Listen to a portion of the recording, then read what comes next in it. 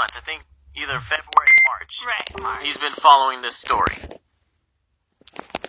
And he's been doing his own little personal investigation.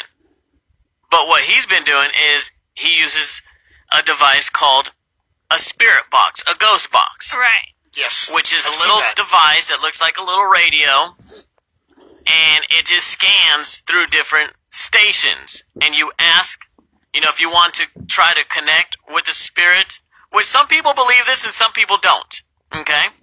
Which I get. Yes. But you ask it a questions, and sometimes it'll blurt out a little answer or a name.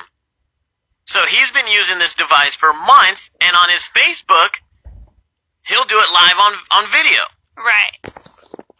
And he is claiming that he has had multiple contacts with Thomas Brown. Multiple conversations on, he's claiming that how many people were involved, who was involved.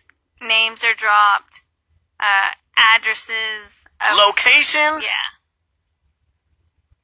So he has been really intrigued with the whole Thomas Brown story and has been very active with his spirit box. Could this be Thomas Brown that he was connecting? I can't tell you. But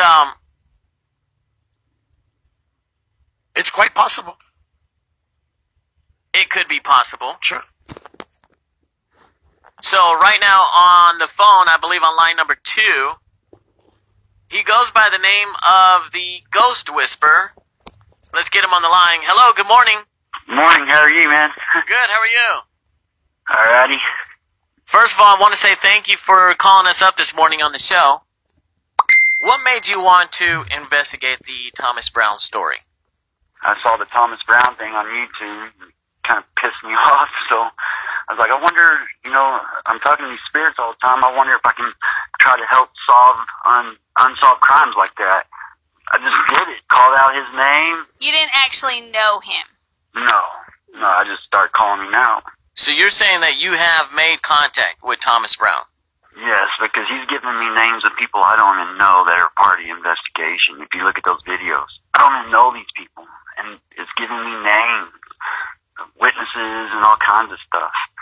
And like my first video, when he was giving me directions through the streets to look for him, I did a voice comparison from the football interview with the spirit voice, and they're identical. It's so relevant. The answers I'm getting, it's impossible for me to know this stuff unless I actually knew these people. It's a strange phenomenon. So have you had contact with Thomas Brown's family? Have they reached out to you for answers? No. Did you ever feel like you had a reason to maybe contact law enforcement with some of the information that you were getting from the spirit that you thought was Thomas Brown? They don't want to check it out. Police ain't gonna do nothing. That's just what sucks about it.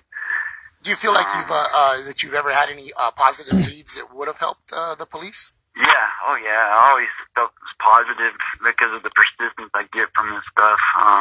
Yeah, you would think with just a little bit of evidence they would maybe follow through and just kind of look into it. I know I would.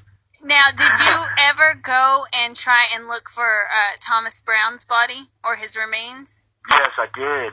And as soon as I got near that sewer, within seconds, I started chipping at it. Within seconds, there were people sitting there watching me, made me feel uncomfortable. Left 3 pickups followed me out of town. And then I told my wife, when you go back, get that sewer, get a picture of that sewer. And on video, when we went back, and then a little kid came from across the street, following us around. My wife asked what he's doing. He said he was told to follow us. And we said, by who? He said he couldn't tell us. So you don't think where they found his remains is actually where he was this entire time? Well, they searched that area so many times, used dogs, things, it just seems weird. And how many times do you think you've been in contact with Thomas Brown? Every day. I turn that machine on and talk to him every day. Impossible to cheat a spirit box. You turn it on, you ask the question, they give you relevant answers. It's just, I can't explain how it works. It's just amazing, man. When you use the spirit box, have you ever at any time felt unsafe communicating with anyone? No, I never felt evil. I've had them cuss me. So you've been investigating the Thomas Brown story since March. How many times do you think you've had contact with him? I lost count. I got almost 200 videos of him. Do you feel like Thomas Brown wants you to help him right now? Yeah. There's a video on there. He says, "You're my last hope." That's what it was. That's what he's telling to you, that you're his only hope. Yeah. Is that right? And how does that make you feel, knowing that that spirit feels that you're his only link to the other side? It messes with me because nobody wants to listen, man. There are people that probably are messaging you or reaching out to you and saying, oh, this is all a lie. What are some things that you can prove you have had contact with Thomas Brown?